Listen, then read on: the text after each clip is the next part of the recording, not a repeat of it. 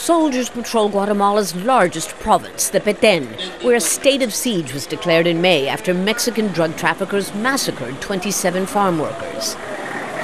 Despite the military presence, though, this vast area remains a superhighway for transporting tons of cocaine into neighboring Mexico. But Guatemala is no longer just a corridor. It has become an operations center for Mexico's drug barons, who can operate here more freely than at home, including the world's most wanted trafficker, Joaquín El Chapo Guzmán. The Interior Minister tells us that they saw him here recently. So the question is, if you saw him, why didn't you capture him? The answer is because the cartels have infiltrated deep into the institutions that are supposed to fight them. There is not a single institution in this country that is not under threat. The drug cartels are better equipped and armed than the military. And a high-level government official tells us that the drug cartels have managed to penetrate and buy off mid- and even high-ranking military officers. That includes, my source told me, the former defense minister. Even part of Guatemala's army war arsenal has ended up in the hands of Mexico's Zetas cartel. And as President ALVARO COLOM concedes, the traffickers' tentacles reach well beyond the military, to the police, the intelligence services, the judiciary, national and local elected officials. We had not properly evaluated just how deep the infiltration was. The amount of drug money that passes through Guatemala is 1.5 times our national budget.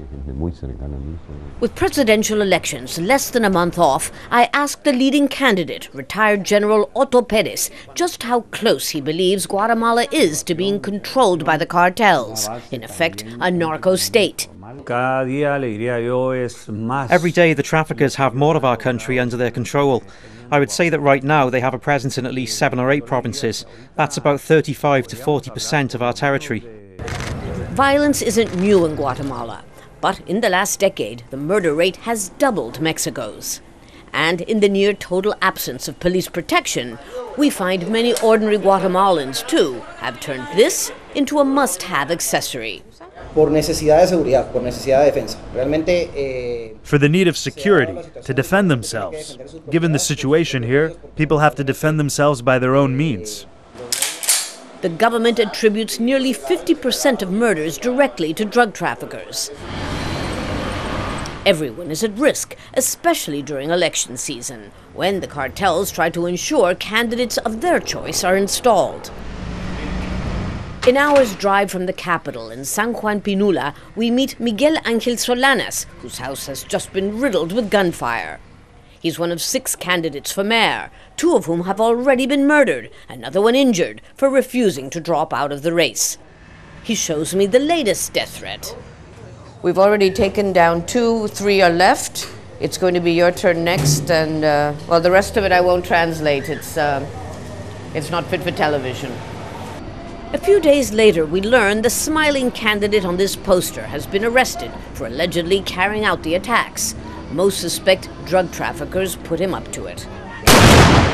Guatemala unwittingly opened its doors to traffickers when it reduced its army by 2/3 back in the 1990s. Now, at this military parade, President COLOM announces he's increasing the size of the military so the state can fight back, even though he has no budget. We have arrested a major trafficker and a former president. We've confiscated billions in narco assets, but the capacity of the state to confront this is reaching its limit. A cry for help from a country whose already weak institutions and chronic widespread poverty are proving no match for the corrupting power of drug gangs.